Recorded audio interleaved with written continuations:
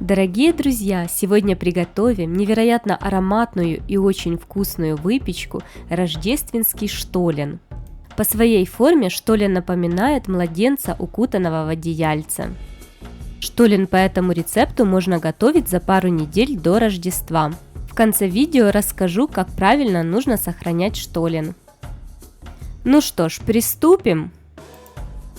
Для начала нужно подготовить сухофрукты. Сухофрукты заливаем кипятком, потом промываем холодной водой. В этом рецепте я использовала темный и светлый изюм, цукаты ананаса и дыни. Сухофрукты нужно замочить в ароматном алкоголе. Это может быть коньяк, виски либо ром. Алкоголь можно заменить на апельсиновый сок. К сухофруктам добавляем специи: кориандр, имбирь, корицу и мускатный орех. Если специи не любите, пропустите этот шаг. Также к сухофруктам добавляем цедру одного апельсина.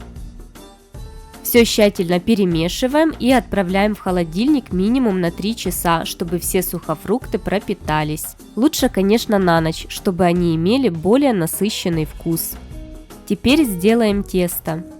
Нам понадобится 150 грамм сахара, 180 грамм размягченного сливочного масла. С помощью миксера масло с сахаром перетираем до посветления массы. По одному добавляем яйца. Сначала вмешали одно яйцо и только потом добавляем второе. 200 грамм творога. Чем жирнее он будет, тем вкуснее. У меня творог домашний, он очень мягкий. Если у вас творог будет крупинками, тогда его лучше перебить блендером, чтобы он был однородной консистенции. В масляно-яичную смесь творог добавляем частями. Сначала добавили одну половинку, вмешали, потом добавляем вторую половинку. С помощью лопатки массу снимаем со стенок и, если нужно, еще раз перемешиваем миксером. Масса получилась однородная, воздушная. Теперь соединим все сухие ингредиенты. Сначала я просеиваю 470 грамм муки. Если понадобится, буду добавлять еще. Щепотка соли и 2 чайные ложки разрыхлителя. Сухие ингредиенты перемешиваем и частями добавляем в подготовленную массу. Сначала высыпаю половину муки и начинаю замешивать тесто. Вымешивать можно миксером с помощью насадки крюк, либо руками. Не торопитесь добавлять сразу всю муку. Лучше ориентируйтесь по консистенции теста. Оно должно быть мягкое и слегка липкое. Количество муки зависит от качества муки и от творога. Поэтому добавляем по чуть-чуть, чтобы не переборщить, чтобы не забить тесто мукой. В этот раз на замес теста у меня ушло 500 грамм муки, плюс 50 грамм на подсыпку. Пробуем тесто, если оно не липнет к рукам, значит оно готово. Расплющиваем тесто на столе и добавляем сухофрукты. Сухофрукты у меня стояли сутки в холодильнике. За это время они впитали в себя практически всю жидкость, но я их на всякий случай процедила через сито. Орехи я немного измельчила. Если вам не нравится, когда орехи хрустят на зубах, измельчите их до более мелкой фракции. Орехи и сухофрукты вмешиваем в тесто. Тесто сразу же станет мокрым, понемножку добавляем муку. Добавляем муку и вымешиваем тесто до тех пор, пока оно перестанет липнуть к рукам. На подсыпку у меня ушло 50 грамм муки. Если вам нравится рецепт творожного штолена, поставьте лайк этому видео и подпишитесь на мой канал, мне будет очень приятно. А также нажимайте колокольчик, чтобы не пропускать выпуск новых вкусных рецептов. Делим тесто на 2 части и немножко припыляем мукой, чтобы удобнее было формировать штолен. Тесто расплющиваем и растягиваем руками, придавая ему овальную форму. Толщина примерно 1,5–2 см. Ребром руки делаем бороздочку, это чтобы удобнее было согнуть тесто. Сгибать нужно не пополам, а третью часть.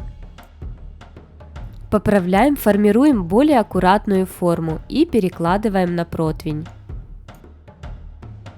То же самое проделываем со второй частью теста. Напишите в комментариях, в этом году вы будете печь рождественский штолен. Перекладываем штолен на противень, застеленный пергаментной бумагой. Штолены я отделила пергаментом, чтобы они во время выпечки не мешали друг другу. Отправляем в разогретую духовку до 180 градусов. Через 30 минут я накрываю штолены фольгой, чтобы изюм, который сверху, не сгорел. Время выпечки творожного штолена 50-60 минут.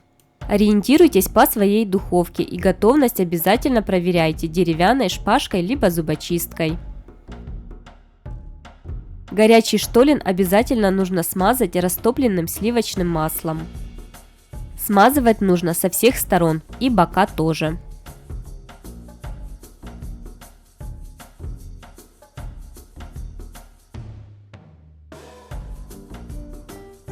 Затем тщательно со всех сторон притрушиваем сахарной пудрой, так чтобы штолен был как будто в шубке. Это необходимо для длительного хранения.